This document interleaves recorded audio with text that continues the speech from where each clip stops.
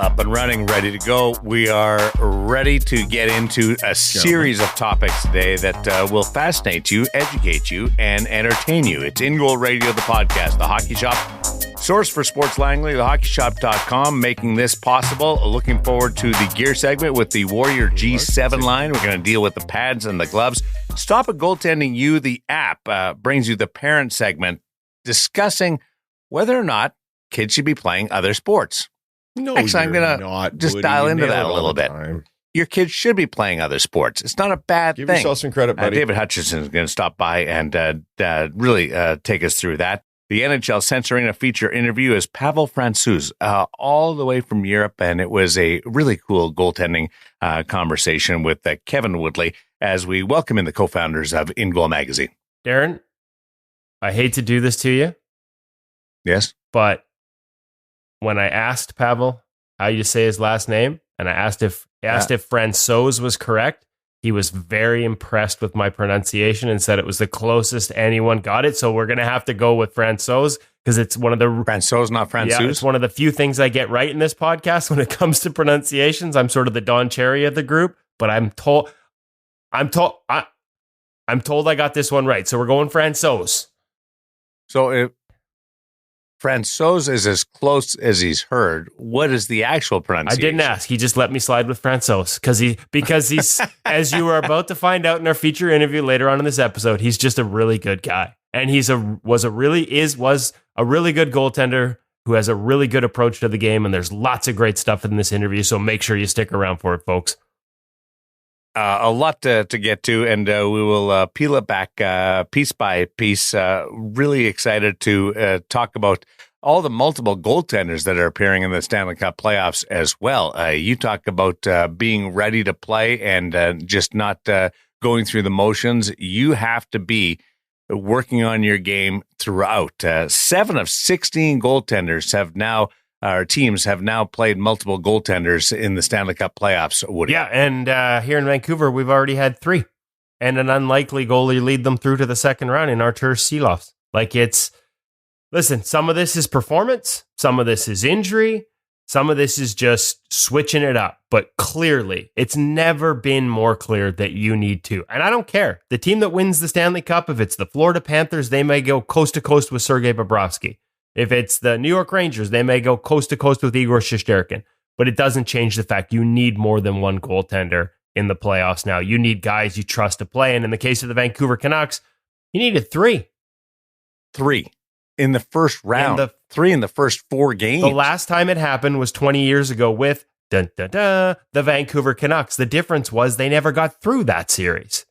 So that was the Dan Kluche, Johan Hedberg, Alex Auld year. I think it was against Calgary. My daughter was born during that series, the only playoff game I've ever missed as a reporter covering this league for 24 years now.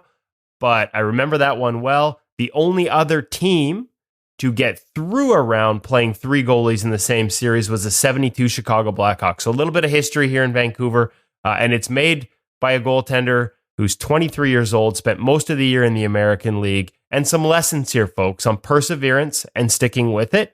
I know those are kind of cliched terms. Artur Silovs lost his starting job for a stretch in the American League this year to a first-year North American pro in Nikita Tolopilo. During that stretch, Artur Silovs gave up a goal from center ice. Things were not going well for Arturs in the minor leagues this year, not to the standards that he expected after winning the World Championships, winning top goalie at the World Championships last year and backstopping Latvia to a bronze medal, which is a huge pressure-packed situation that helped him prepare for the playoffs this year. But this was not a linear path for him. There were a lot of downs this year, and for him to come into Vancouver, focus on his game with Ian Clark and grind it out and be ready to go when called upon and have a performance like this, there's a lot of lessons in perseverance there. It's all about a foundation. If everything is going wrong, you've got that to build off of and be able to rely on. And that's where NHL Sense Arena comes in. If you're working on your game, if you're adding to it, if you're just being able to give yourself something to lean on in times of challenge, it's a good thing. And that's what NHL Sense Arena does. Sure does. And listen, guys, we know they've got great drills. We know they've got great skills. We know you can learn how to read shots in Sense Arena, but did you know that there's now a competitive aspect? And let's face it, competition is fun. So right now, they have an NHL Sense Arena playoff mode. You can get your headset on, go and compete against 16 NHL teams in a playoff bracket for a chance to raise the virtual Stanley Cup. I think that's pretty cool that they've added in all this. We're actually going to talk about it in the parent segment later today, guys, balancing training and having fun. And in that sense, our friends at NHL Sense Arena are hitting on all cylinders. They give you one of the best off-ice training tools, along with an in-goal magazine subscription, of course, where you can focus on skills even without ice, but you can have a lot of fun as well because they've added in that competitive aspect, and we all love to play games. So grab your headset, head over to the MetaQuest store, grab yourself NHL Sense Arena, give it a go this summer wherever you're going to be because you don't need ice. Just throw on the headset and have some fun. And after you're done your competition, you look up and you see where you rate. That is the first thing that don't lie to me, people. That's the first thing you do. I know it. Darren, where are you in the competition? Oh, I'm way down. I'm way down. But I still check. I still look and to see if I improve. And then I'll do that drill again. I usually do it a couple of times to see if I can improve and see if I can climb up a little bit. It's pretty fun. It's also fun when you see those rankings of the drills and you actually see the names of professional goaltenders in the same rankings along with you. It's pretty wild. Well, we heard from Devin Cooley last week in our feature interview how much he uses Sense Arena, NHL Sense Arena. As I was walking past the Nashville Predators locker room, I think it was between game 1 and 2 here in Vancouver, I saw one of their training staff out with the headset on, clearly making saves, and both of the goalies, it wasn't Saros, it was Kevin Lankinen, and they had a young goaltender up Grigals. I think it might be Gustav Grigals. I apologize if I just screwed that up without having a chance to double check, but they were out watching him. And I don't know if they put the heads on after because we were headed into the Canucks room at the time as we walked by, but they were asking me about it later, about how good it was. And clearly, you know, with a member, I think it was the training staff or one of the equipment staff doing it with them watching, they were having some fun too. So a chance to sort of get some reps in, but also keep it loose a little bit. That's the other good part is it allows people in your social universe or family universe to experience what you go through. And hey, maybe it is hard. Maybe there is some respect coming towards us after dealing with all this over the years.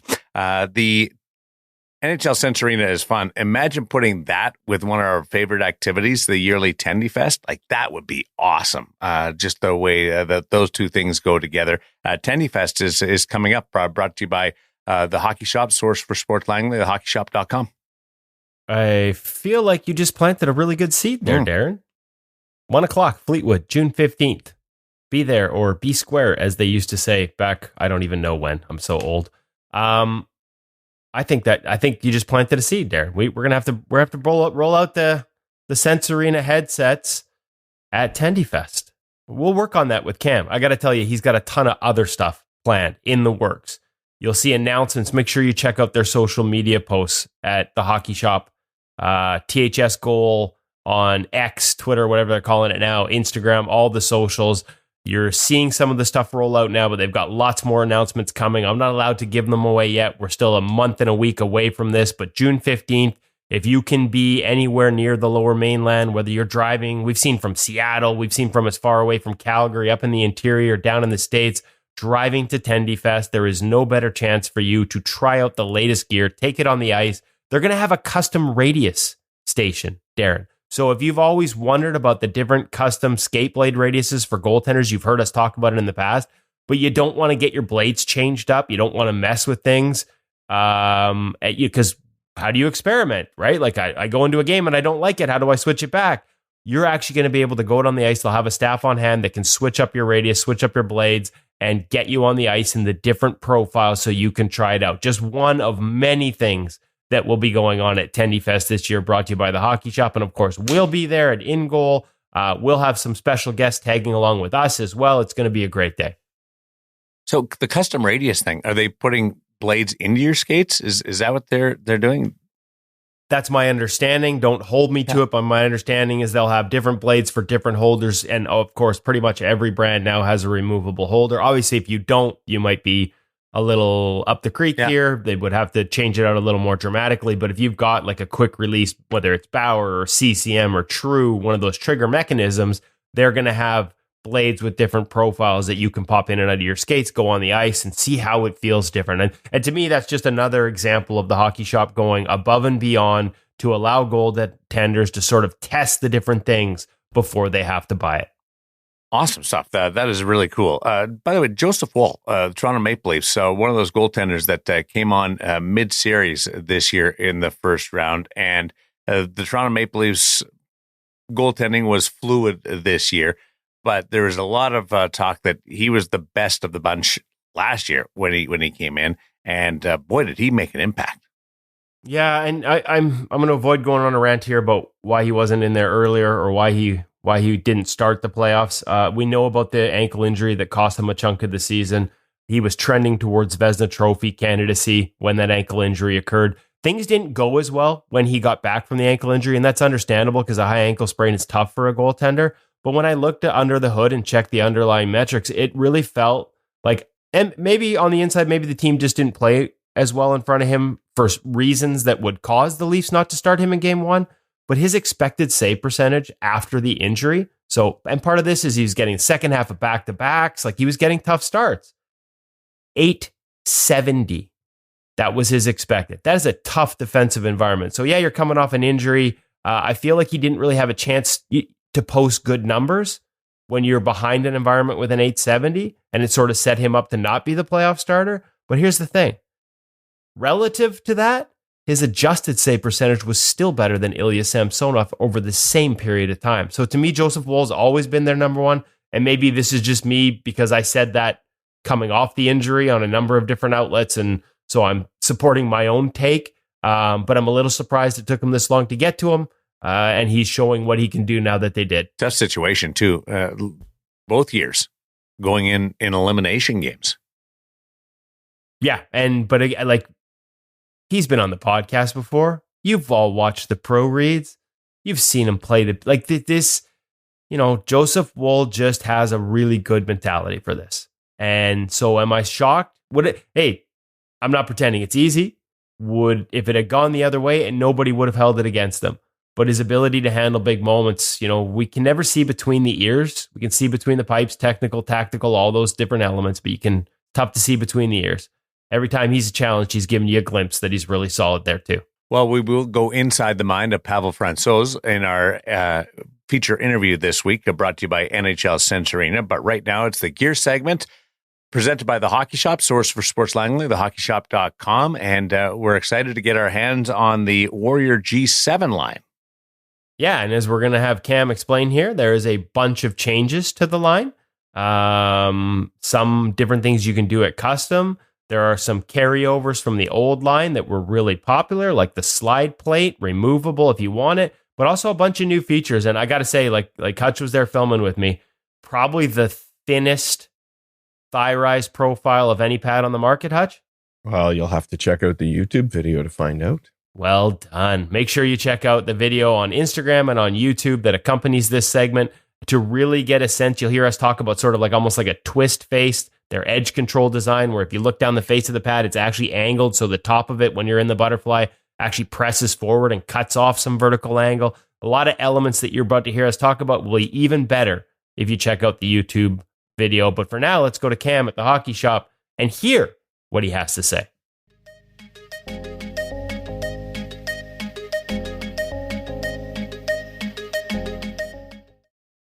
Welcome back to the Hockey Shop, source for sports. I'm here with Cam, who is almost vibrating in his chair because he's so excited. Bit of a Warrior guy, bit of a Warrior geek. Excited about the Warrior G7. Now, I'm a little disappointed that we can't do the like a G6 baby anymore. But hey, onwards and upwards, Cameron. Oh, onwards and upwards, my friend. Onwards and upwards. Where you want to start? G7 RTL. That's where we'll start. RTL. So, stands for? Ritual. And? Oh, like that's abbreviation. I thought it was Ritual TNL stood for something else. Thomas Lima. Not that bright. Keep going. So, that's now their top end. So, whereas you're looking at their nomenclature between the line, RTL now becomes your top end. price point, your elite level. And then you'll see G7 Pro Senior, which is now the mid-price point. So following in the footsteps of some of the other companies that are now calling their mid-range level gear Pro. So a little bit confusing. Why do y'all do that to us? I mean, hey. Call it Pro when it's not the top end, but I digress because Warrior's not the only one. No, they weren't first. I don't love it, but y'all do what y'all got to do. We're here now. But, so, let's talk about the pad first and the differences between that and now a G6. So, starting off with visuals right off the bat, you will notice that there is a break below the knee now. So, one of the things with the G6 is the pad is extremely, extremely stiff. This actually still follows in that footsteps, but there is a little bit more bend to it inherently. So, this can help out. Mine's not bending, Cam. Well, I mean, it's still pretty stiff. Yes, exactly. So you're still going to have that stiff point. So a lot of that stiffness is coming because this is all one foam core insert. I'm also weak. Yes. I'll own it. It's one foam core insert, hypercomp all the way throughout the pad, especially up into the upper thigh rise. That's going to maintain that rigidity. As thin as it is, it's extremely rigid. That's going to help with that long-term longevity of the pad. Also going to stop that trapdoor effect from happening. Yeah, when I look down the face of the pad, Cam, kind of like a twisty face. Got a little twisty to it. Explain that to me. Are you talking about coverage edge? Coverage edge. Yes, advancing the front face of the pad to help cut off that angle. It just continues. Yes, I exactly. I knew that. Hey, guys, he knows. Look at him paying attention. He's the only one that watches the videos, right? So, back. So, we have some refinements and some changes from G6. Actually, some quite nice refinements and changes from G6. We'll start off with that massive cat pillow. Removable, I'm assuming? Absolutely. So if you want to have that more open leg channel, we can take that out. When we do, we also notice the more adjustable features of the pad too as well. So we can take that one central calf strap now. I can pop that through the next slit, make it a little bit tighter. Same thing with their version of a control strap. Before on the G6, that used to mount on the inside of the actual leg channel. Now it goes all the way around to the outside. And those thinkers at Warrior added a Velcro patch. So say you take your knee strap and bring it down behind your calf, you can actually just strap it right on top. And you can actually inset that as well. There's two different straps. Absolutely. Listen, Pete Smith's always coming up with new He's stuff. a thinker. Watch out. He is absolutely a thinker. Love that. So, couple returning features. Yep. Look down. We have an integrated actual now toe bridge in terms of the Warrior pads. So if you're not a fan of their elastic clip straps, which have continued forward since G2, you can take those out. And now you can add your own laces, pro laces. Opportunity to go traditional if you'd like. Exactly. Their hinge boot is another quick feature that we'll quickly go over. So that is allowing that extra flexibility to the pad, especially down low, really being able to deflect those pucks where you need them to go. Wow, there's a lot of flex there. Yes, exactly. So a lot of nice things that we're seeing in the pad itself. You were touching their massive boot pad. So this would be like it's a pad in the middle. Yes. But it eliminates sort of an inset channel, much Correct. like a lot of brands have gone to that flat design. Tabletop. Yeah. So was this already on? I'm going to apologize, Cam. I remember the G6 review. I don't remember if it was on there, having not used the pad myself. Was it already on the G6? Well, you know what? The best part about having a producer with us today, I think he can toss us this G6 pad so we can quickly compare. So what you do see, similar style of boot pad, not as pronounced. This one feels like it is a little bit more pronounced. So that's going to potentially affect fit. Important to come in and make sure. Exactly. So G6 versus G7, you can see that a little bit more pronounced. So what we have so far been finding, actually, even with the G6 as well, was that the pad was already inherently fitting a little bit bigger because it's stiffer and straighter. So this is coming into factor a little bit into play. We need to see some more on some legs. We need to get a little bit more feedback before we would 100% call it, okay, this is an inch bigger or not an inch bigger sort of thing. So stand by a little bit more. Remember, you can always call me if you have questions. Don't worry. But that said, at this time, this pad already is inherently fitting bigger. So if you had a G5 and you're moving into a G6, G7 sort of thing, let's keep that in mind. This is going to fit bigger, it's taller, it's straighter, it's stiffer. Okay, we continue. With the slide plate, ladies and gentlemen. Removable, of course, if you don't want to be faster. But, I mean, you can see it. There's tons of videos. There's tons of things showing this off. I mean, if, sliding's not your biggest thing, you're having some issues and stuff like that, this might be a pad for you right at the bat. If you're really sharp on your edges, can really harness the power of this, you can really do some amazing things with it for sure. Okay. I noticed that the little grooves are missing in the 7 that were in the 6. That's correct. With the speed that this is already providing, this is becoming an unneeded feature anymore. It's too fast. Yeah, we'll go with that. Slide too fast. Warrior G7. Now you have more control, but Exactly. still fast. Yes. Okay. So gloves. Moving on. I was so excited about I know the pad's nice. I know I want to keep going, but we're going to run out of time. how thin that thigh rise is. Isn't too. it amazing? Because of the rigidity. Like, what do rebounds come off these? Cam? I haven't used a pair myself. How do they come off? Spicy. Hot like Cam. All right, get to the gloves before he gets carried away. All right. So you've given me G7 blocker, 20-degree board angle, designed to increase that rebound speed. Does it go when Yes. it comes off? Hypercomp makes its return to the blocker as well.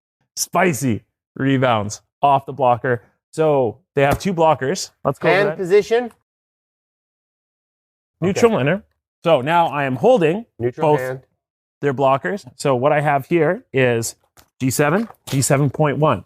So quick differences will be our blocking board angle between the two. These are both rich RTLs, so Yes. the highest price point. So these are 2 different versions of the highest price point. Don't get confused. 35-degree angle on the blocker board here. What this can give you is a little bit more control in terms of where you're popping that rebound. So it's got a little more curve at the top. Correct. A little easier. If you're a guy that has a tendency to pull up, have puck skip off your blocker and go up high, even if it's over the net or in behind you, This is a you good want to point. go to this. So what I do find with this is that in terms of for the Show us center, the profile like that. Cam. yeah, look at that. See, there's the difference, folks. So in terms of the center blocker board feel, in terms of how that blocker punches, I do find, me personally, I like the 7.1 a little bit more. I find it a little bit more balanced. This one I feel is bottom heavy, which is good. That's getting you your forward advancement towards that puck. But also you get, in theory, more coverage with that as well. Okay, 2 glove Mitts. offerings. Mitts. Yes. Mitts. 7.0, 75-degree closure, removable palm. 75-degree closure, 7.1, non-removable palm, stitched in. She's permanent. Single T, double T, wide catching surface, long catching surface. Similar feeling, 580-ish. Similar feeling, 590-ish.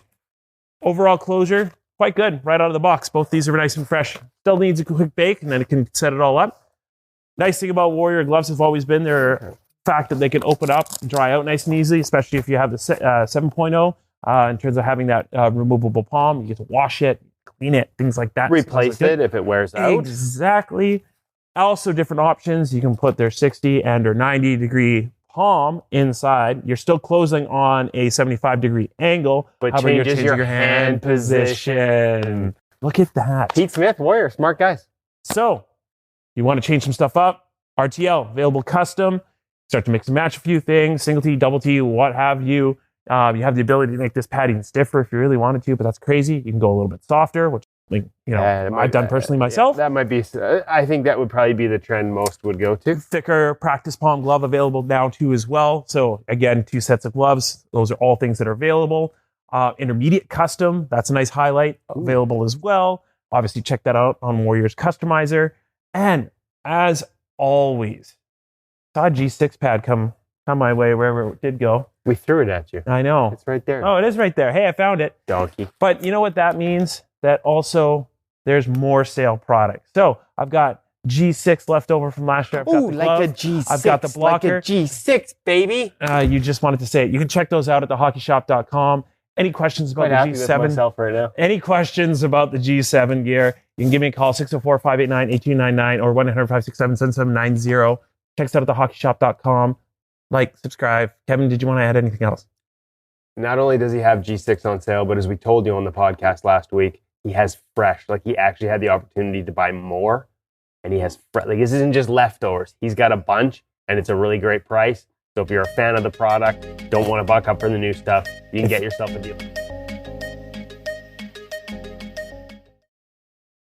So the connection there with Pete Smith, right? With Yep. Warrior continues to be involved. So there's little bits of the Warrior line that will always be not pushing the envelope. That's the wrong terminology, but just accelerating the advancement of the goaltending equipment line. Hutch. Yeah, I mean, Pete is been been a designer in the game for as long as you can be, really. And he's been great to us since the day In Goal began, and we got to spend some time with him. And I've always been impressed by his relentless desire to innovate. He is always looking for a new angle, always looking for a way to make his product better.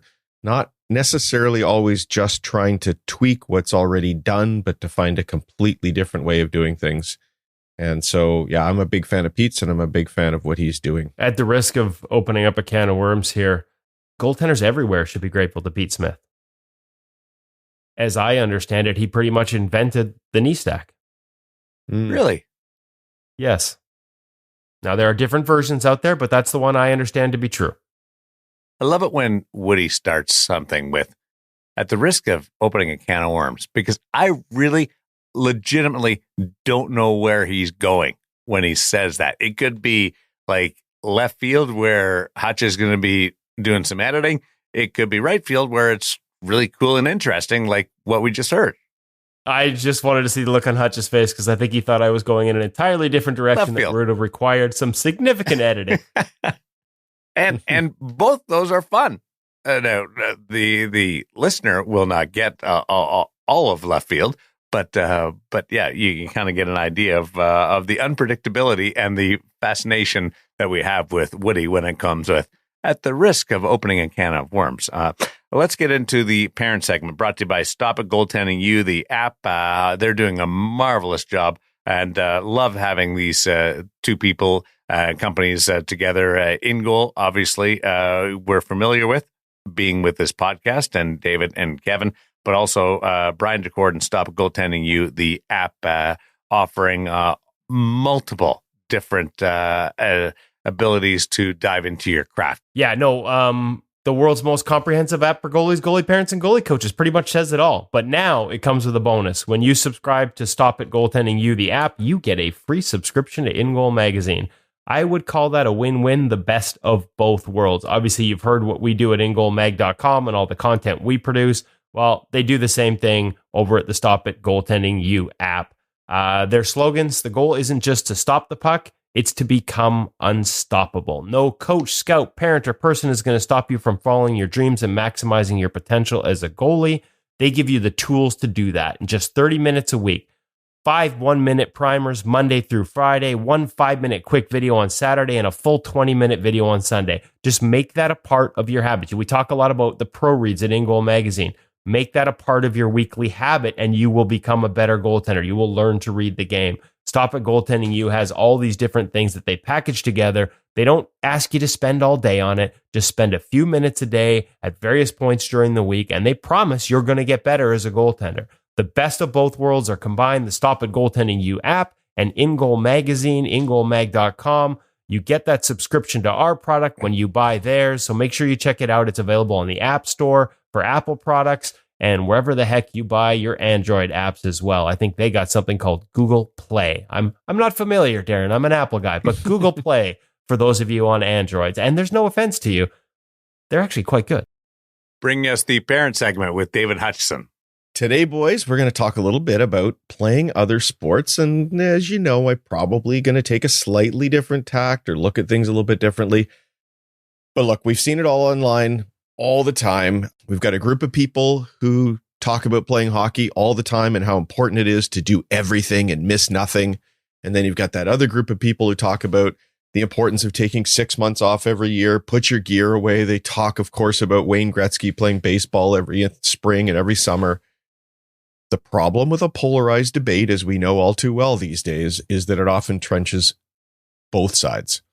We've got a group that think that their kid has to play more, and they just keep talking about how everything is different today than it was in Gretzky's day. And then we've got that group that feels we have to let kids be kids, and they will always be unconvinced of what the other side is feeling. And they keep finding more examples of older players and other athletes doing other things.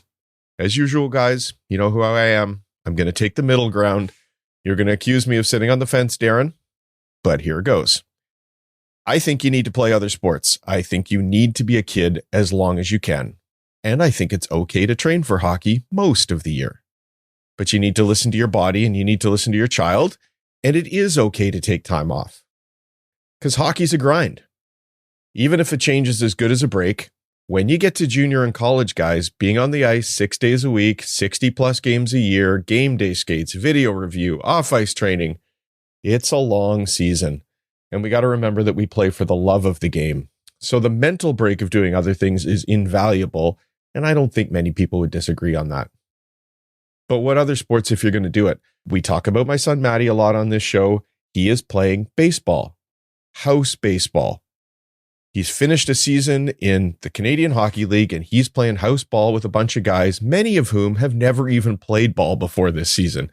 I actually congratulate any 17-year-old kid who takes up a new sport for the first time, including a couple of goaltenders out there. We had Adam Francilia on the podcast, you may remember, guys, a couple of years ago, and he spoke of the value of playing recreational sports. Not everything has to be AAA. So that you can have fun, you can focus on your athleticism without that relentless pursuit of wins in some kind of pressure-filled environment. So I love what he's doing in this case this year. Being a pitcher in baseball, of course, has a mental approach, much like goaltending, guys. It's a solo sport, really, in a team environment. An infielder in baseballs has to have these incredible hands and agility, lateral movement. By the way, I've seen it as a coach, guys, and Bill Ranford told us on the podcast, kids today can't catch. I'm amazed how many actually have never even worn a baseball glove, which is less forgiving and smaller than a goalie glove, so it's incredible training. Our friend Marco Marciano with the Laval Rocket in the Canadian system trains his American League goalies, as Kazimir Kaskasuo reminded us recently, with a baseball glove and a tennis ball machine. And he's very particular, boys, about the technique there. Other sports, how about golf? Because the mental approach in golf is unbelievable. And you don't need anybody else. You don't have to be programmed into a team sport with more things on the calendar. You can just head to the course, head to the driving range, as far from a rink as you can possibly be. It's no wonder so many NHL goalies we know work hard in the morning, in the summer, and then head to the course in the afternoon. How about tennis? I bet you Woody's going to want to talk a little bit about tennis, hand-eye coordination, fitness, footwork, lateral movement. A ball is moving at you with pretty high velocity, rising from the ground. I think there's some guy named Henrik Lundqvist in the Hall of Fame that liked to play tennis every summer. Woody, you can tell us more about that one in a second, I bet. But I also want to say, guys, it's okay to keep up hockey training. The fact that there's more great goalies today than ever, maybe the era of the elite number one playing 70 games is over, but the bottom of the depth chart today, how would that compare to a goalie in the 70s or the 80s or even later? The skill on the ice is remarkable at all levels today. Hockey's more skilled than ever, and it is a result of focused, pretty much year-round training. If you can reach a high level, only skating 6 months a year, more power to you and good for you. Keep it up. I'm sure it'll be good for you. But there's no shame in training hard and loving a sport too, guys.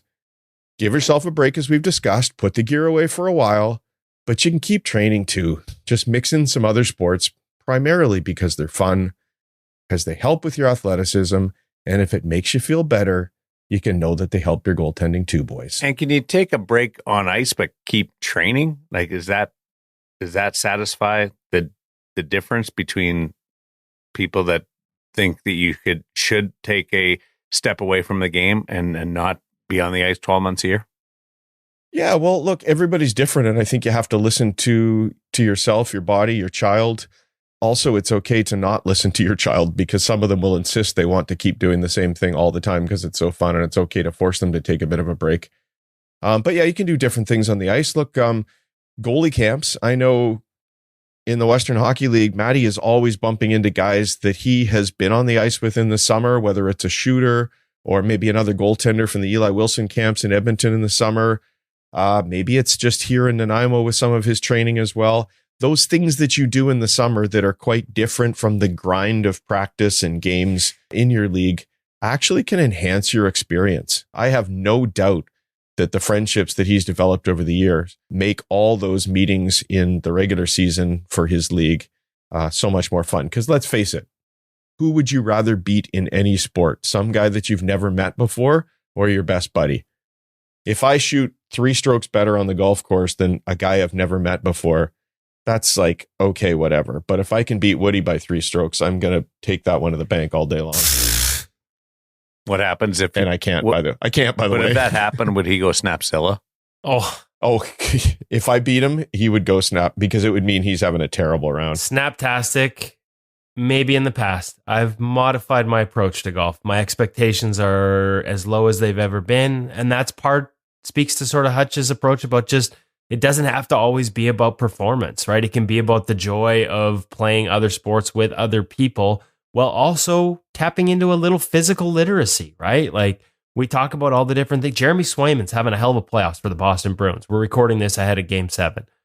Been fantastic. No matter how this goes, he's been fantastic.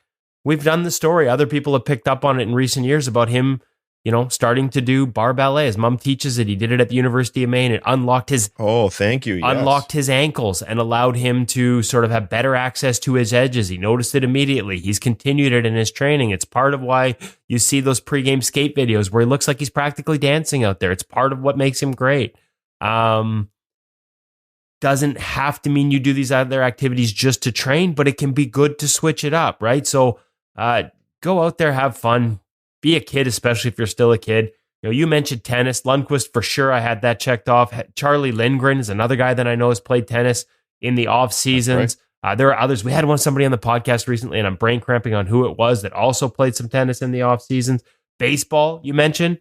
Sudarshan Maharaj, Sudsy with the Anaheim Ducks. And by the way, so good to see him back with the organization as he comes back from his battle with pancreatic cancer. I've caught up to him a little bit behind the scenes, but Sudsy would have his guys learn to play catch. As Europeans, as you said, Hutch, some of them never had a baseball on, but he would break the glove out. Not just Europeans, Woody, but I know what you're saying. Lucas Dostal was one of those goalies. Look at the year he had, and as he rises up the charts, he's one of those guys that he threw a baseball mitt on and made him, I think 500 up. Remember the old game 500 up? They go play 500 up in the field during the summers at development camp. So absolutely.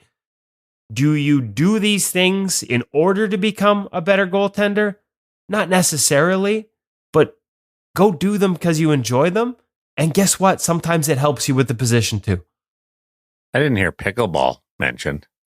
Oh, that'd be awesome. Senior men's league for sure, Darren. We should use pickleball in the off season.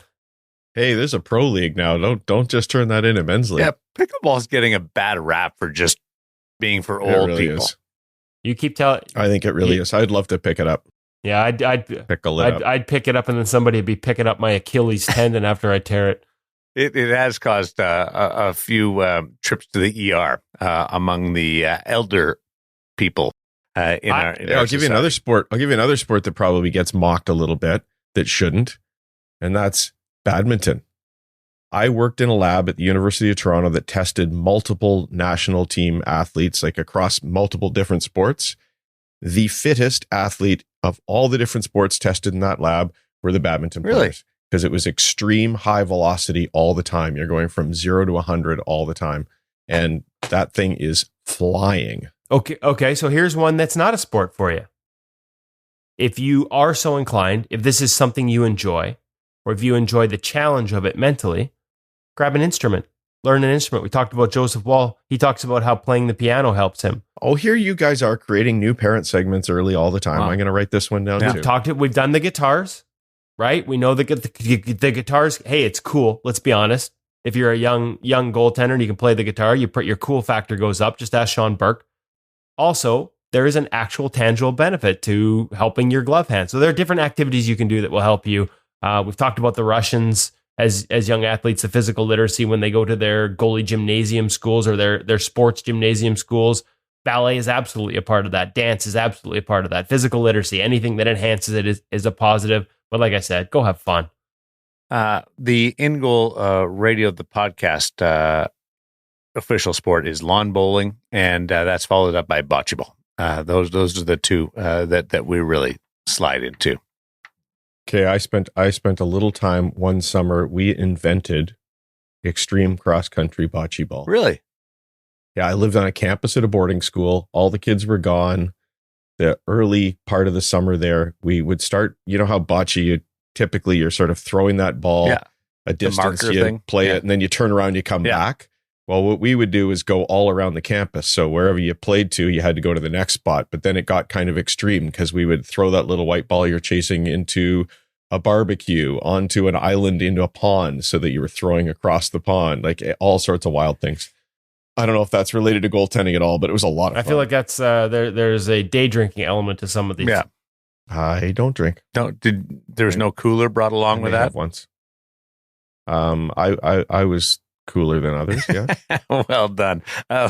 Let's slide over to our NHL Centurino feature interview, chatting with a guy whose career unfortunately cut short, and ability to push and innovate, and was fun to watch, and just a really cool guy, Woodley. Yeah, no, I mean, I was a big fan. You've heard me talk about it in the past of him as a goaltender. And I know others were too. Like when I talk about these guys, it's not, I don't pretend to be an evaluator myself. It's based largely on conversations with other goalie coaches around the league. So when I talked the other week when we were hoping to get Pavel on about how good he was and how, the strengths of his game, some of that is watching and some of that is other goalie coaches around the league, hoping, as I said to him in the interview, that he would pry free, that maybe the Avs wouldn't extend his contract after he came over as kind of a late bloomer, late starter from Europe. Just the way he held his edges, the way he skated, the way he moved, there was so much to love. And unfortunately, the knee injuries kind of limited that in the latter seasons. It was a short run, but it was a great run for him. Played a role in winning the Stanley Cup with the Colorado Avalanche, which we talk about. Like, his name's on there forever. So it kind of sucks that the conversation has to start with him walking us through why the career has ended. But as you'll hear by the end of it, beyond sort of getting to know him and appreciate his passion for the position, there are still some great things ahead in the world of goaltending for Pavel Francouz. So I really enjoyed this conversation, really appreciated him getting up early to make our time zones work. And I think everybody else is going to enjoy this too. The feature interview brought to you by NHL Centurino on In Goal Radio, the podcast.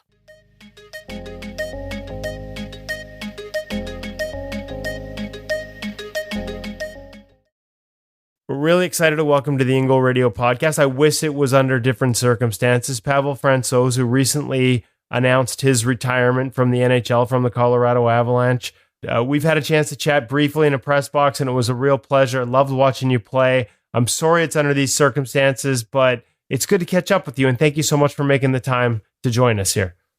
Yeah, thank you, Kevin, for having me. It's a pleasure to be part of the podcast finally, and even if it's not under the best circumstances, it's fun to talk about goaltending and everything. So I'm happy to be here with you. Well, I'm looking forward to getting into the position that we both love. But I just for our audience, the announcement, most of what I saw was translated. So if you could just bring us up to speed, what led to it, how tough a decision it was, and ultimately why you had to make it.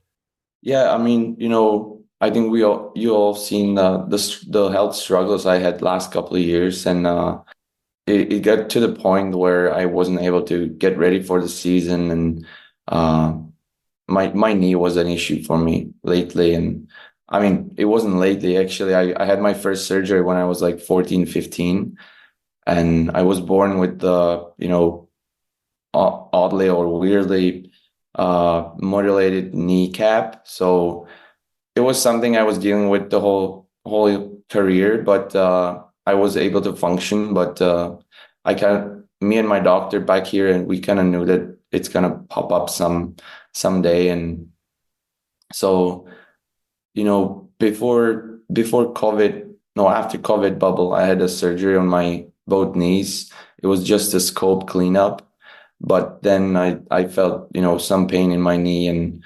from what I'm thinking, I wasn't moving properly. So that's how my hips started bothering me, and my groin, and everything was kind of falling apart. So I feel like the knee was the main reason I was kind of struggling lately with my health. So yeah, in the summer, I kind of realized I can get ready because the knee was keep getting swollen and I was in a lot of pain. And so we were trying to figure it out with Colorado to make it work. And unfortunately, we weren't able to get it under control. So I knew I'm not going to play this year. And I was hoping we will find some solution. But unfortunately, we weren't able to do that. So that's how I realized it's a game over for me. Well, I'm obviously really sorry to hear that, but I'm guessing like quality of life decision too. I mean, if you were going through all that on a daily basis to try and play, I'm guessing continuing to do so would have just meant later on in life you would have struggled from a day-to-day perspective with your knees and with your health. Yeah, exactly. I mean, I spoke with the doctor who knows me since I was really young, and he just told me if I have my son here on the chair asking for advice, I would tell him you're risking more and more. So just take it in consideration. And I kind of felt like it, inside myself, that, I feel like we all love the position and the game we play, but also it should be fun too. That's the main reason we do it. So if you're constantly in pain and have to eat pills and stuff, so it's less and less fun. So that's how I realized it's not possible to do it anymore. Okay, well, let's put that behind us. Let's get to the fun memories, the fun stuff, the things you grew up loving. When you look back at your time with the Avalanche, I mean, I think it's pretty obvious, I'm guessing, what the most fun time was. What jumps out at you first and foremost? Yeah, for sure. The Stanley Cup championship, it was, already being in Colorado, playing NHL was the ultimate dream. But winning Stanley Cup wasn't even on the list. So it was out of this world experience, and it's something you will never forget. And your name's on that thing forever, and you contributed, right? Like a lot of winning it doesn't matter. Like even backups that don't play, they contribute. We know that. But to get into games and to make your mark on the Stanley Cup playoffs on top of that. Yeah, it was kind of wild playoffs, but you see it happening lately again and again that teams have to, use second or third goalie. So I feel like, it's getting different now. So it was great to be part of it. And me and Darcy, we were really close, and we supported each other, and I'll never forget that friendship too. When you talk about your lower body and all the struggles you went through, it must be especially hard because from the outside, and you can tell me if I'm wrong, but your skating, your precision, getting to spots, patience on your edges, those were such strengths when I watched you play. It's what I loved about watching you play. Did that make it more frustrating when the injuries started to come in too? Just because I'm guessing it would make it hard to just skate as powerfully and efficiently as you used to do. Yeah, I was always, I'm not as big, so I had to, skate more and be fast, aggressive, and that was kind of my game. So it was getting harder and harder. I feel like I didn't change my style very much, even through the injuries, but I feel like it's gonna show up somewhere. Maybe you're gonna be a little bit slower, or hesitating in the movement or something. So definitely, I didn't wanna just try it and play through the pain and see what's gonna happen. I just feel like you have to be able to give it your 100% to be able to even play this league. So that's how much I respect this position, and that's why I didn't even try it to kind of survive. Okay, so walk me through the evolution of your game. How'd you get to that guy that was such a good skater, and where did it all start for you? I feel like I was always, that when I was young, I was always quick and fast. So I feel like that was my strength, that explosiveness. I had to explore and kind of learn how to put it under control, because when I was 18, I started playing pro here in Czech Republic. And sometimes a lot of times I was overplaying the situations, and I was just flying around the crease and sliding, and it was maybe fun to watch, but it wasn't that effective, especially facing older and more experienced shooters. So yeah, that was the main work to be done for me to be able to be successful, to kind of take it under control and just use it for my strength and in the right moments. So I was that, always fast, quick, and flexible, and that was kind of my game. I think I was a decent skater, so I was trying to, play on the top of the crease. But my style has actually evolved too. When I played in Russia, and I'm seeing the footage now, I'm a different goalie, and then when I played in Czech League, I was a different goalie too. So it's kind of funny if you look back and you see those images, and you don't even see yourself as yourself. So what changed? And when you talk about being a different goalie, is that an evolution getting better, or is that just adjusting to different leagues and what was required in different, I've talked to guys who played in the KHL. I mean, just pass again, dust it off, wide open, pass one more time, right? Like just a lot of east-west. So when you see those differences, is that you adjusting, or is that you evolving and getting better, or maybe both? I think it's both. I feel like I was taking smaller steps, but always challenging myself to be the best possible myself, because I went from the second highest Czech league to the Czech Extra League, and then to KHL, then to AHL, and then NHL. So I was always adjusting, and I feel like you always have to get better to be able to adjust to the better players. So I think that was kind of my involvement, and the transition from Czech League to KHL was hard too. As you mentioned, the hockey there is a little different.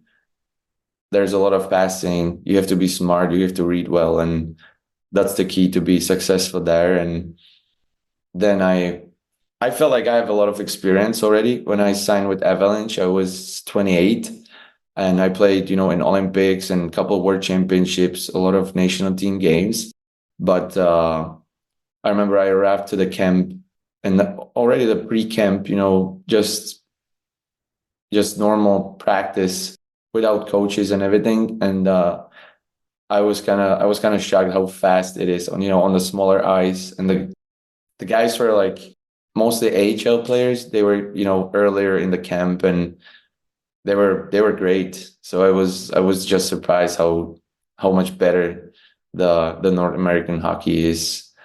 And it was quite a challenge to adjust to the game overseas, but it was fun too. It's fun to explore what you're able to do and what you're not. And I feel like that's how I have so much fun in my career, that I didn't stay in one place, and I just tried to move forward all the time. Now you posted some incredible numbers overseas. Was the goal always to come over to the NHL, to make the NHL? And at what point, like I look at some of the numbers in the Czech League, and 930 save percentages year after year, 950 one year in the KHL. At what point did it become something where, what point did it go from being a goal to a reality for you? When did you start thinking about coming overseas? I mean, when I was young, you're hoping you're gonna get drafted and you're gonna go, and I was always thinking about going to the junior hockey in Canada or something, or play USHL, but it wasn't that common back then, to come. I see the players today from Czech Republic, they're just leaving everywhere, but it wasn't that easy back then. So I decided to stay here, and I had a chance to play for the senior team in my hometown. So it was good for my development, but it kind of shut the door for me on the North American side. We also my year we didn't play the top U18 tournament. Because the year before, the team, they fell to the second tier. So we didn't play the main tournament, and that hurt us too for the draft. So yeah, I just didn't get drafted, and then I was just trying to make it over here in Czech. That was my ultimate goal. I didn't even think about NHL back then. So yeah, when I had some success in Czech Republic, I was leaning towards KHL, and I remember there was one interview, I finished with the championship here in Czech as an MVP of the playoffs, and they asked me, what about NHL? And I was like, this is not something for me, and I don't even think about that dream anymore. So I that's how I felt back then, I was like, that's not possible. But when I transitioned to KHL and I played more games for the national team and stuff, I started thinking about it. And I remember when David Rittig, he signed with the Calgary, and that was it kind of opened my eyes, and I was like, maybe I can do it too. So we start thinking and talking about with my agent, and I had a 3-year deal in Russia, so it wasn't easy to just leave. So we were like, let's finish it here, and we'll see what can happen. And it wasn't easy because I think back then there was a trend of bigger goalies. So I remember, playing against Koskinen. He played for SKA St. Petersburg, and I feel like I had better results than him, maybe better numbers. And he played for the top team, obviously, but he signed with the Edmonton right away, one way deal, and he was one of the two goalies.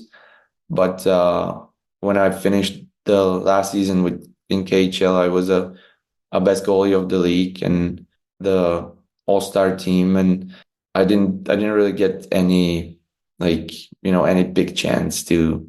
I remember I was talking with Nashville. They offered me two-way, and I had an offer from St. Petersburg, which is the biggest team in KHL, the richest team, and they basically told my agent, just tell us how much and how long. That's gotta be tempting. Yeah, so it was really tough because I was like I wanted to go overseas, but also I didn't really had any options. I mean, I had one option, and I was just put it in on the weights against this heavy offer from KHL. And yeah, it was kind of challenging time because I really wanted to come over, and I was hoping it's gonna be possible to make it work. But I remember that I had a deadline from Nashville, and they just told me, you have to tell us today. And it was kind of same kind of pressure from St. Petersburg, because those people, they're not used to hear no or maybe or something like that. So I had my last day of that deadline, and Colorado called my agent, and they offered me one way, but even though they told me, you're gonna be our AHL goalie. They had Varlamov, and they just bring over Gruby. So I knew what's gonna happen, but I was also happy that I have at least something in my hand, and I didn't waste any minute, and I just signed it. You mentioned Ritter, sort of starting you to think along those lines. Are there other guys that you saw come over? Who was your guy growing up? Did you watch NHL guys and model your game when you were younger after them? Or was it guys that played in the Czech Republic? Who was sort of your inspiration? I guess there's probably one answer for there's supposed to be one answer for every young goalie from the Czech Republic, but I'm curious. Yeah, for sure. Dominik Hasek is the reason I started playing goalie. When we won the Olympics in '98, he was he was more than a hero for us here. So that's obvious. But I love Tomáš Vokun because he was a righty, and I like his style. He was aggressive and he was moving well. And I like Jose Teodor because he was a righty, kind of same reason. He was smaller, and obviously when I see the picture, the jersey behind you, Carey Price, I just loved him. He played the U18s in my hometown. I think I was 14, and I was in the rink all the time watching all the games. And when I watch him, you could tell that he's gonna be something already when he was, I don't know, 17. Tuka was in the tournament too, so it was kind of funny to see those goalies that early. And yeah, I just loved watch every goalie and kind of understand their approach and maybe get something out of them. So it's always fun to see the differences in the approach, and yeah, it's that's the cool thing about the position. Now, have you ever had a chance, like you said, you mentioned Ritter, were there guys you played with growing up that, was he a guy that, I was trying to think of the ages, and did you ever get a chance to meet a Hasek or a Vokun or guys like that throughout as your career got moving? No, I didn't. I never met Dominik Hasek personally, but I met with Vokun like 3 years ago, I think, and we had a good couple of minutes of discussion, and I just told him I would like to meet him when we were in Florida or something, and we never made it work because he was always in Czech when we played in Florida or something, so that didn't work out well, but we're still in touch. And even now when I retired, he just sent me a really nice warming text, and that means just so much for me, in that time. So that's unreal. That's cool. I think he might be one of the most underrated goalies in NHL history. I don't think he got enough credit for how good he was. Yeah, I agree. You mentioned going to the A. So you said you signed the deal, you decide to come over, you got a one-way contract, but you know it's going to start in the AHL. You arrive that first, like you said, before everyone's out, summer skate, I guess, basically, captain skates, and the pace is fast. How'd you adjust? Who helped you adjust? What was that process like? Any advice that you can think came out of that? Maybe another young goalie that's maybe moving up the levels and the pace is faster, something they can do to sort of maybe take out onto the ice with them this summer if they're playing against better players to, how do you take that next step when it can be almost intimidating, I would imagine, at first? Mm-hmm. Yeah, as I mentioned, I was really surprised. And I feel like some people didn't understand back here in my country, why did I go to play to AHL? And I just feel like I wouldn't be able to adjust when I would sign right away and play NHL. It would be just hit or miss, I feel like, for me. I wasn't quite ready for that speed or smaller rink. Hockey's different. There's a lot of players in front of you trying to deflect the puck or screen you. So I just feel like the 1 year in AHL with the Eagles was just perfect for me, and I had plenty of time to adjust. So I feel like if you're young, just don't put all the pressure on you right away. Just take your time. It's no shame that you want to adjust, and if you're just forcing yourself and pushing yourself on the edge, it doesn't have to work out for you, And I feel like especially in NHL, you only have one chance. I see it now with like Steska, he's a Czech goalie. He had so much success here last year in the Czech league, and he went straight to the Seattle, and he had a decent year in AHL, but still there's maybe 3 goalies in front of him in the organization, and I think he's coming back to Czech league now. So, it's just I have a goalie here, and I'm talking to him, and I told him, just don't rush it. I told him, maybe go from Czech league to Finland. You will see how does it feel to be in a different country, learn the language, be ready, just take care of yourself, and it's gonna give you new tools for that big challenge maybe next year. So that's, as I mentioned, my career was something like this, taking smaller steps. I know it's not that sexy, for today's kids, that They want it right now, right? Yeah, they're used to have it instantly, but I feel like the time you put in and the work, it's important. What, as you had to make adjustments in the American League, what were the biggest ones? Like, was it technical or was it more just tactical, like where to be at certain times? Because, as like you said, the puck's on top of you out of the corners. There's all that traffic. It's just a different style of game than what you would have been used to in the KHL and even the Czech Republic. Yeah, that was kind of funny too, because when I see, as I said, when I see the pictures, I had really wide stands in KHL, like super wide. Real, and I never would have guessed that after watching you play in Colorado. And that's great you're saying this, because I was really wide. I remember I went to the development camp when I signed with them. So yeah, I was 28, all the kids were 18. So that was kind of funny, but I was like, I just want to, meet the people of the organization, see the ring, and see the city. So I didn't care that much. And UC was there, UC Parkila, the goaltending coach in Colorado Avalanche.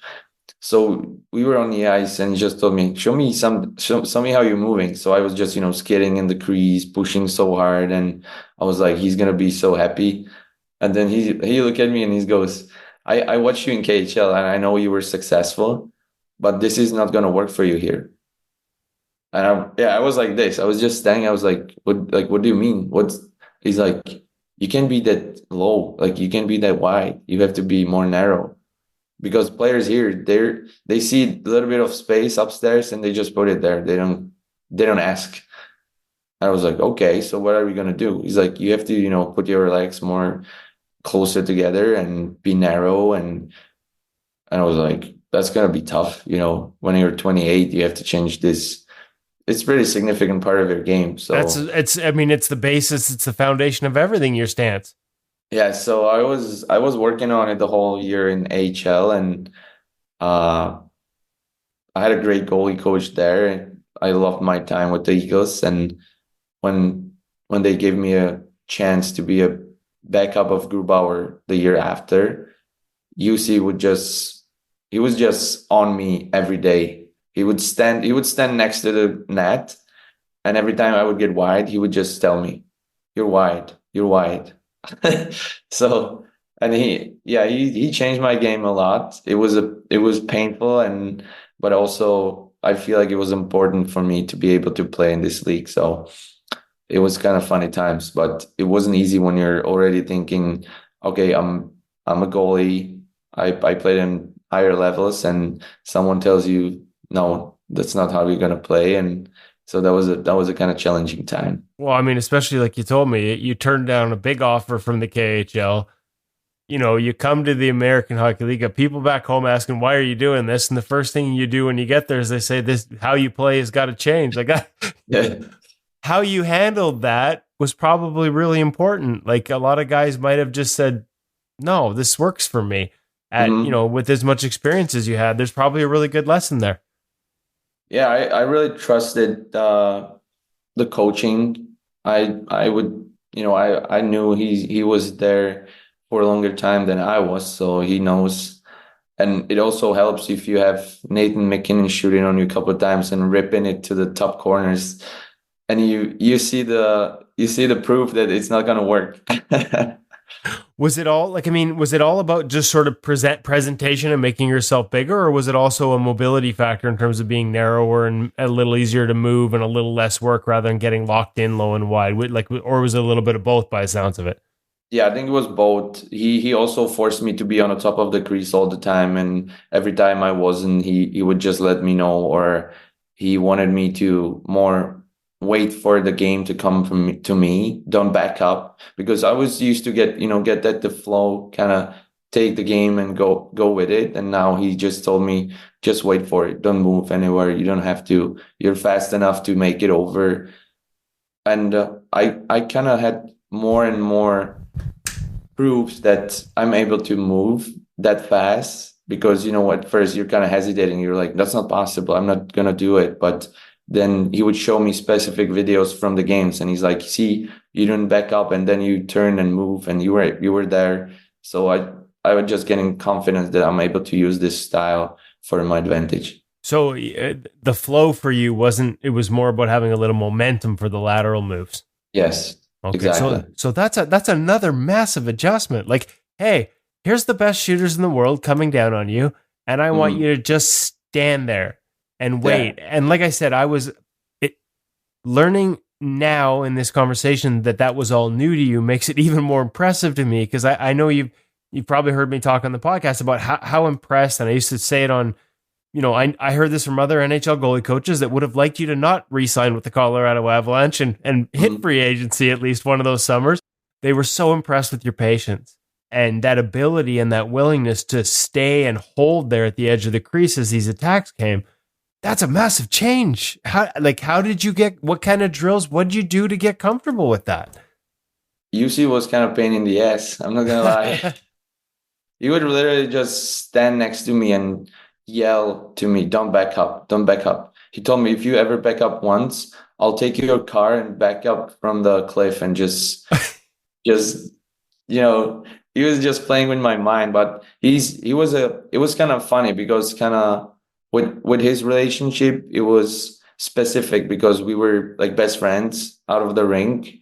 And when we stepped on the ice, he was my best friend, but he would be super honest, and he would be really demanding, kind of like typical Finn, so like really big professional, but small details he would just tell me over and over and over. And he was playing, with your mind a little bit. When you didn't do it and you get scored, he would just cheer the players and something like that. So those were challenging times. And but when we get off the ice, we could talk about everything, and I knew why is he doing it. That's why it worked out. If you would get yourself in the position when you're like, he's against me, he doesn't want me to play myself, he doesn't know a thing, I know better.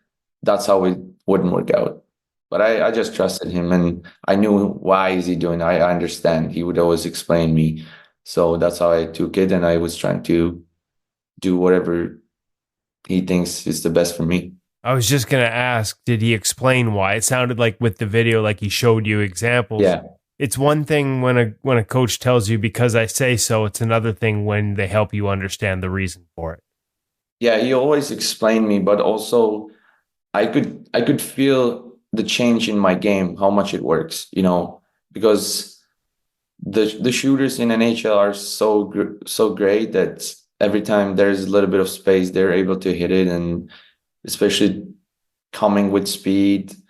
I feel like if you get, like for myself, if you get the flow and make 2 steps back, there's much more space in the net. So that was the main reason he told me you don't have to do it, just wait for it. And there was many situations where there would be a guy shooting through the D, and I didn't even see the puck, but I was just on the top of the crease and didn't move anywhere, and the puck would just hit me. So the more I was using it, I knew it worked. So it was easier and easier for me to believe it.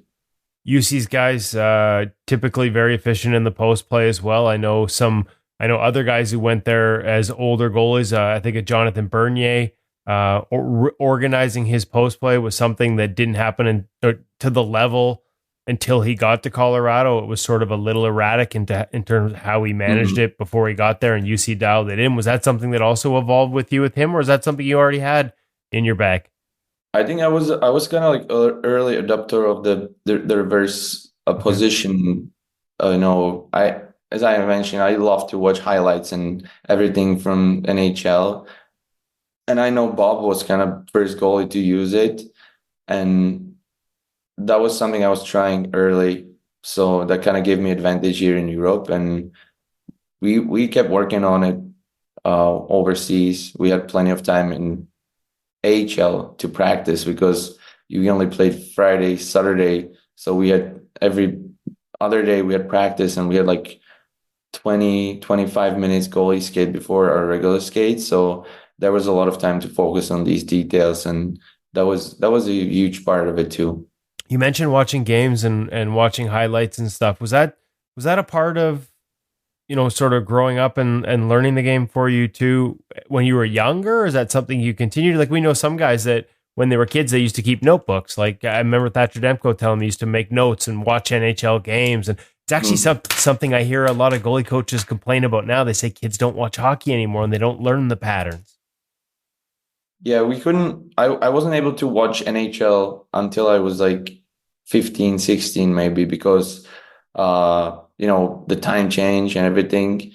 And, there wasn't highlights everywhere on the social media or on YouTube, something like that. So it got easier and easier to watch highlights. And I always love to watch it, just how different every goalie is and how the game is exciting in North America. So that was something I did even in Russia. I would just eat breakfast in the rink and watch the highlights of my favorite teams and favorite goalies. We needed to have In Goal Magazine premium work. We didn't have it back then. We needed it back then, so we could have set you up with this, and then you could have watched all them talk about all their highlights. Yeah, it's easier and easier, as you mentioned, for the kids nowadays, but also there's a lot of interesting stuff everywhere popping. So it kind of goes hand in hand. We didn't have much, but we were happy for something. But now it's different. But it's not anyone's fault. That's how the world evolves.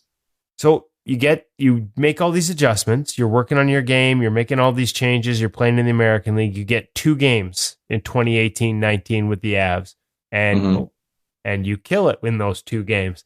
How do you, like, first of all, memories of your first game, and how? So 2-parter, that one. And then how important was it to get that taste for the following season, to know that you had been up there and were more than fine.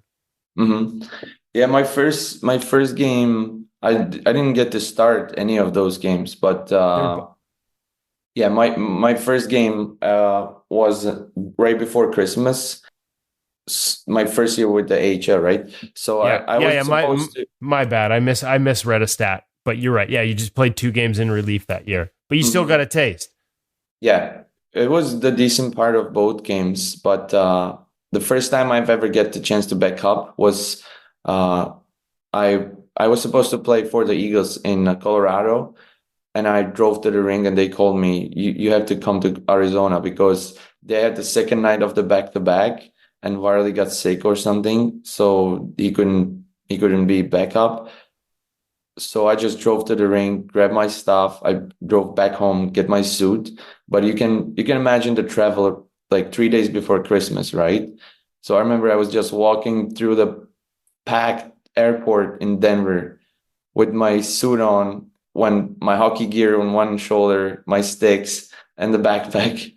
And it was painful travel. I barely made it on the plane.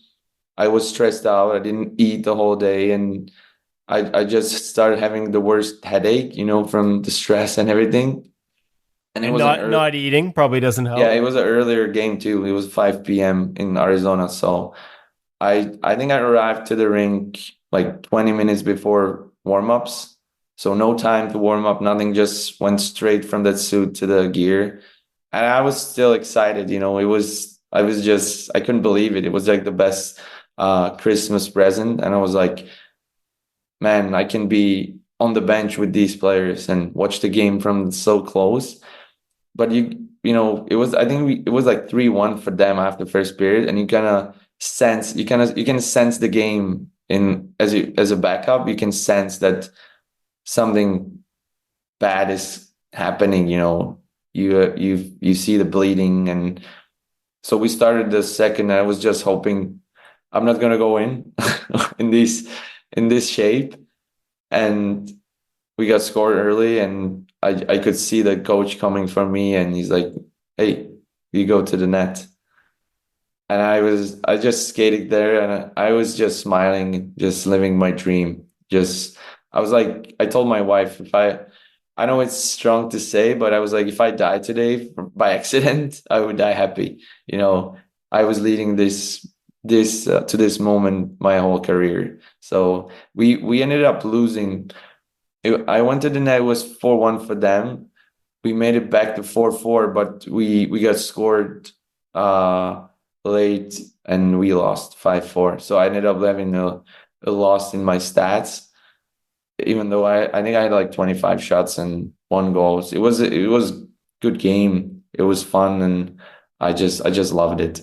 Was it any easier to get your first taste that way as opposed to the anxiety of the night before knowing? Do you think yeah, I feel like yes. It's I couldn't picture worse circumstances to have my first start, and that's the beauty of it. You didn't have any time to think about it, and all of a sudden you wake up thinking you're gonna play in AHL, and you ended up playing in NHL your first game, and the guys were cheering me up, and it was a great experience.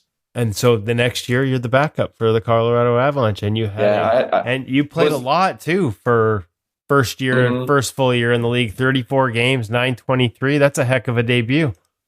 Yeah, Gruby had some issues with his groin or something, so he was hurt twice, and I had some spans in the season where I was the only goalie basically, and the coach would just trust me and play me all the time, and it was great. Those were great times, and unfortunately, COVID kind of stopped everything. And after COVID, I started having those issues, so I was just upset that I wasn't able to, continue. And that year was maybe the best I felt, the health wise in NHL.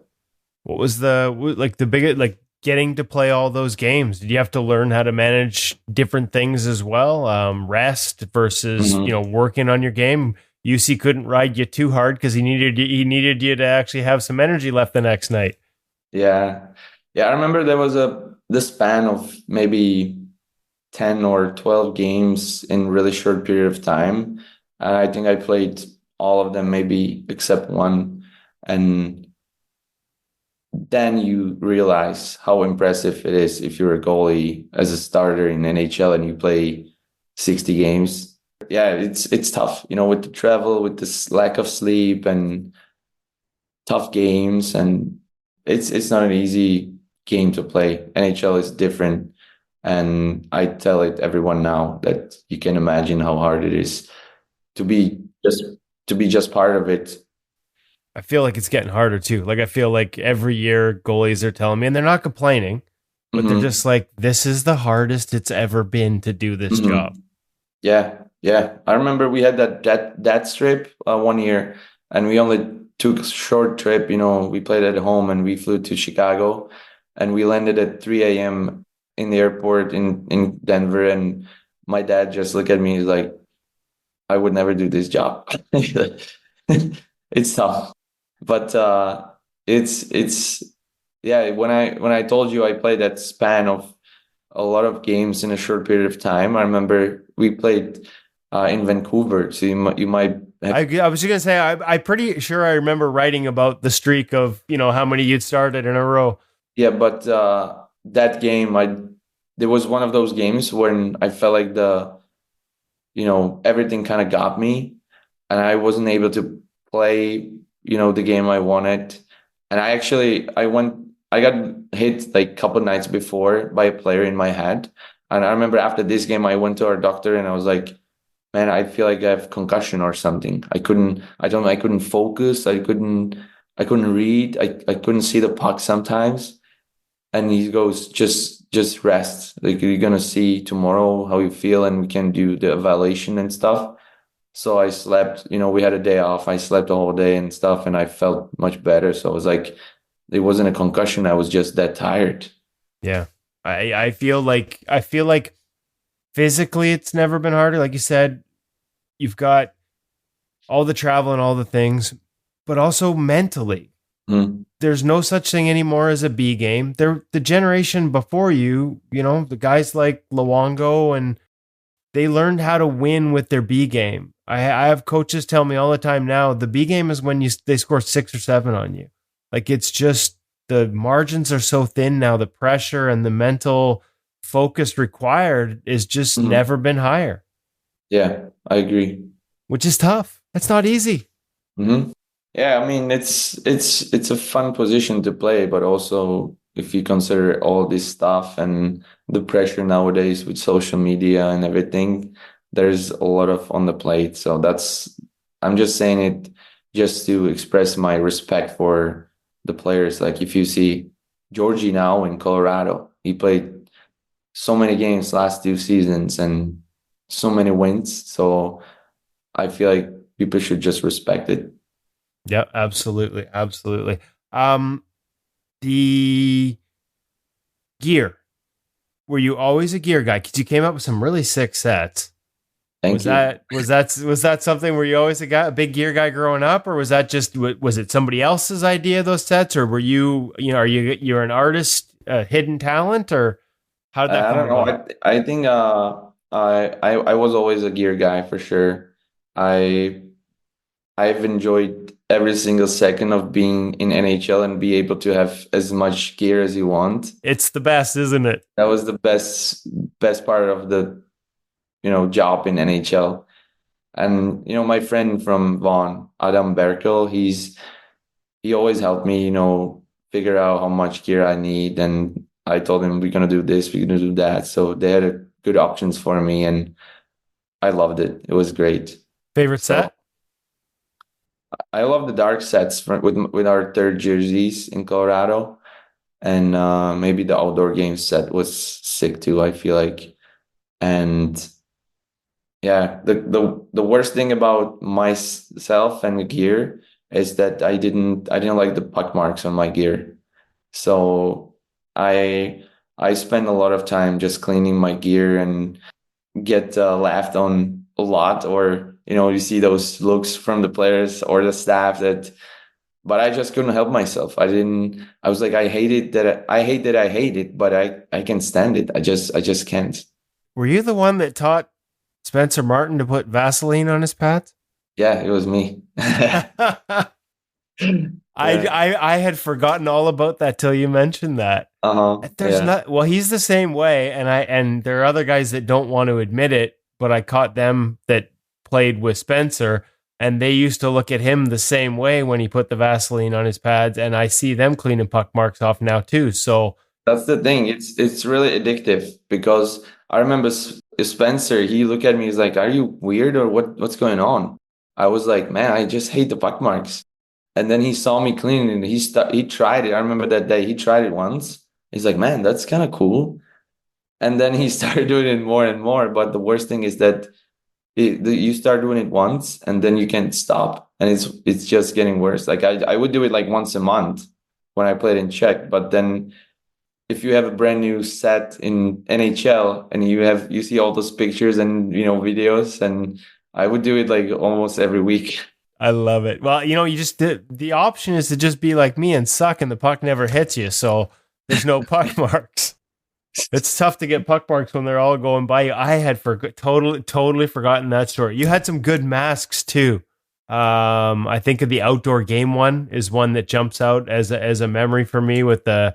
I'm trying to think of it had an outdoor rink on it, and yeah, some beauties.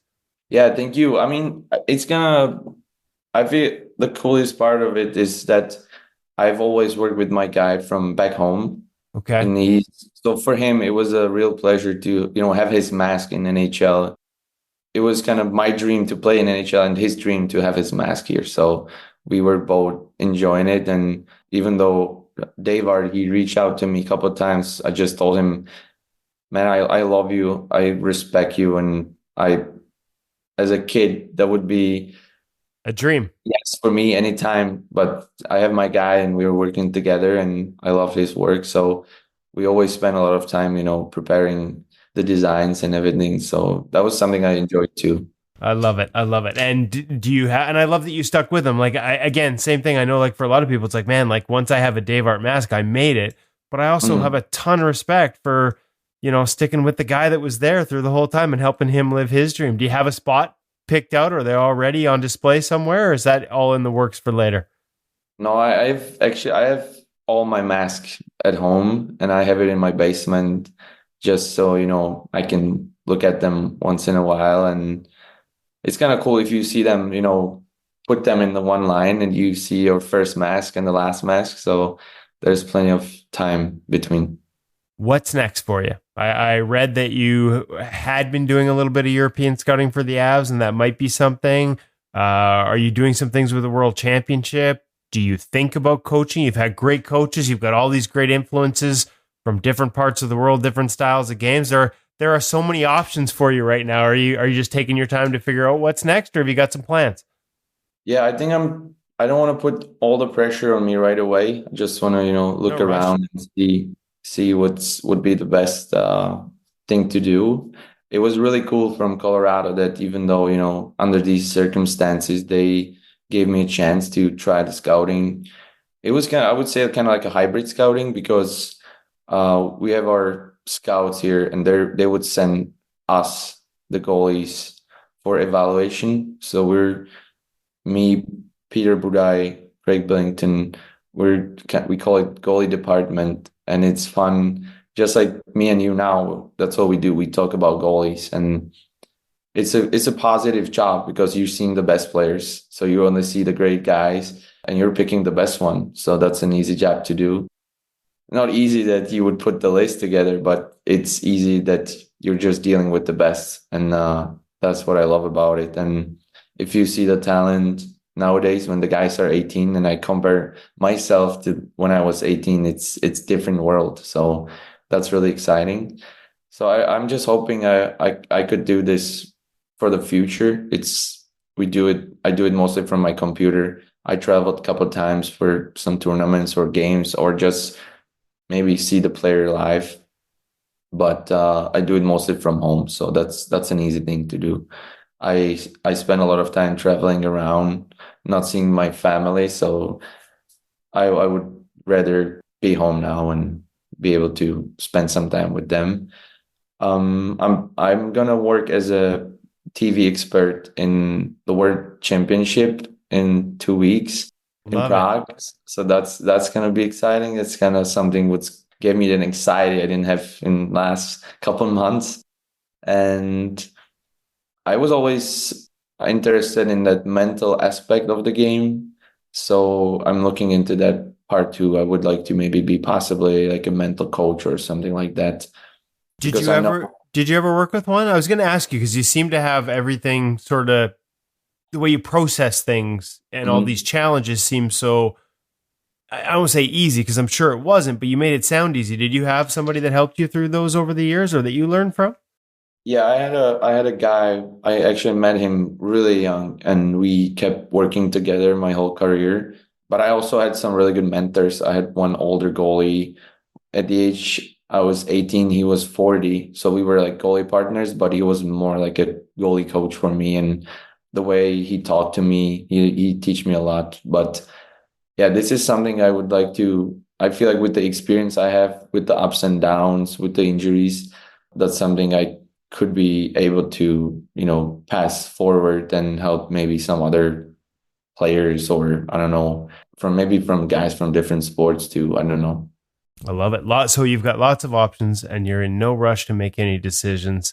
That's a good thing. It sounds like you're excited for the World Championships. I could hear the excitement in your voice.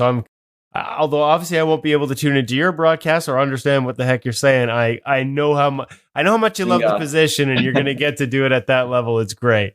Yeah, that's, I'm going to be there mostly for the goalie part, obviously, but I always love the atmosphere of World Championships. It's the last thing you do in the season. The weather is beautiful outside, something like a playoffs in NHL. So it was always the best time. And even though I would wish I would play here in Prague in front of a home crowd, that's not possible now. So even like that, enjoy the atmosphere like this from different position with less of stress, maybe.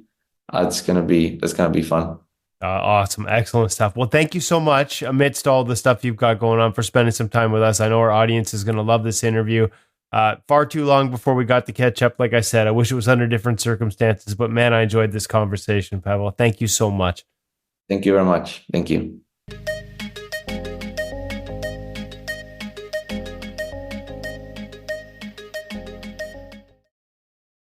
Watching him, and I just like this style. There's something about Southpaws that always sort of draw my attention in being able to watch him. It's because I try to imagine myself doing that, but he always seemed to be more in control and patient, and I loved watching Pavel.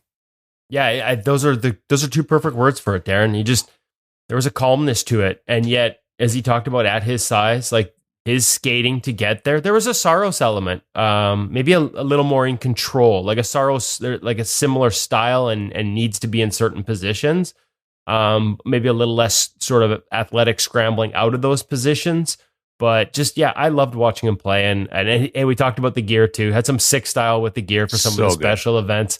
Vaughn did a really nice job with some of his custom sets over the years. And so, yeah, it was just fun to catch up with him. And like I said, hopefully the first conversations of many, because he's going to stick around in the position by the sounds of it, whether it's continuing as a scout, whether there's coaching, or whether it's announcing as he'll start at the upcoming World Championships. The goalie world's better with Pavel Francouz in it. So glad to hear he's going to be a part of it, and hope to continue to make him part of our podcast in the future. We got to see a little bit of Thatcher Demko at the end of the season for the Vancouver Canucks. Will we witness him as this march continues into the second round? Well, speaking of knee injuries, he was on the ice by the end of the first round with Nashville after sustaining another one in game one. So I don't know, Darren. It might depend on how long this series lasts. I know there are a lot of people and odds makers are speculating it will be done and dirty and maybe Demko doesn't get a chance, but it sure seems like there's a possibility we could see him by the end of this round. If you do the math on the timeline, it was always sort of under the understanding that 4 weeks would be optimal. 4 weeks would put it around game 6 of the schedule I've seen tentatively. He's on the ice in Clark's return to play protocol is typically 2 weeks. The fact he's on the ice as the Nashville series winds down means it could be even sooner. So who knows? If anybody's going to do it, it will be Thatcher Demko. His determination and work ethic. We've heard a lot about the amount of time he's spending off the ice to come back from both the earlier injury and now this one. If anyone can pull it off, it will be him. Let's just hope it's a wise decision all around, because of the guy we just interviewed and what, continually doing damage to your joints could do long term. And a heads up, next week's parent segment brought to you by Stop It Goaltending You app is going to involve one of our good friends. One of our good friends, Maria Mountain, the goalie training pro, is stopping by the in-goal offices here in about half an hour. Looking forward to sitting down and just renewing our friendship and chatting a little bit about goaltending as we always do. So we're going to ask some questions of Maria, or at least one question that I know our parent community will all look forward to hearing about. She's got no energy. You're going to have to really get her going. Oh, it's remarkable, isn't it? Fire up the coffee, right? Yeah. She's a little dull out of the gate. Darren is being extremely sarcastic, everybody. She's awesome. She's amazing. Maria She's just a go-getter. just it's just always positive and energetic and inspiring. And generous. Yeah. And generous, I can say it without hesitation. In-goal wouldn't be here without Maria's generosity in the early days. Yeah, she's a big part of our start, a massive part of our start. She's the Devin Cooley of goalie training. That's a good way to put it. The energy. I thought you were going to say Devin Cooley got us started at in-goal, and I'm thinking he's not old enough. Can you imagine those two in a room together, training together? Oh, the energy level would be off the charts, 100%. It's awesome. In a room with no windows, there'd be sunshine somehow getting through, and just there'd be beautiful sound effects that Hutch puts in. Wow. Thanks, guys. This has been a lot of fun. Awesome stuff with Pavel and the parent segment talking about other sports. We'll deal with it every year, and that argument or conversation is probably a better word for it. Will evolve every year as we go through, but it's important to really just bring it up and give people options as we go through it. Enjoy the Stanley Cup playoffs as we continue, and we'll talk to you next week on In Goal Radio, the podcast.